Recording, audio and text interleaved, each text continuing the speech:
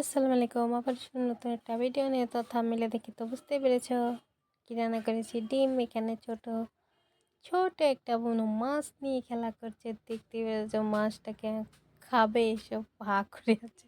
কাঁচা মাছ তো এখানে মিষ্টি কুমড়ো পেঁয়াজ ডাল ভিজিয়ে রেখেছি। দেখতে পেরেছ এখানে ডিম হলুদ লবণ দিয়ে মেখে রেখেছি। তো এখানে আমি তেলে এখন কি দিয়েছি পেঁয়াজ। তো পেঁয়াজটা ভেজে তারপর আমি মিষ্টি কুমড়টা দিয়ে দেবো। মিষ্টি কুমড়টা গাছের মিষ্টি কুমড়, খেতে খুবই টেস্টি। বাজার থেকে কিনে আনা না, এটা ঘরের।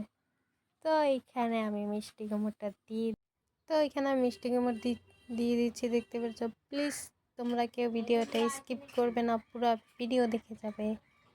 তো এখানে হলুদ লবণ সব দিয়ে দিয়েছি। দেখতে পেরেছ। তো এখানে আমি দেখতে পেরেছ গাছের মিষ্টি কুমড় খুবই টেস্টি।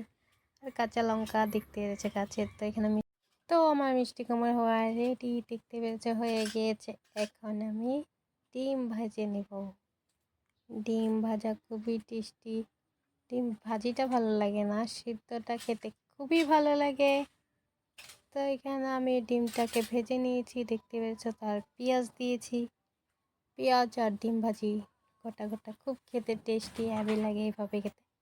তো মিষ্টি কুমড়ো হয়ে গিয়েছে, এখানে ডিম ভাজাও হয়ে গিয়েছে।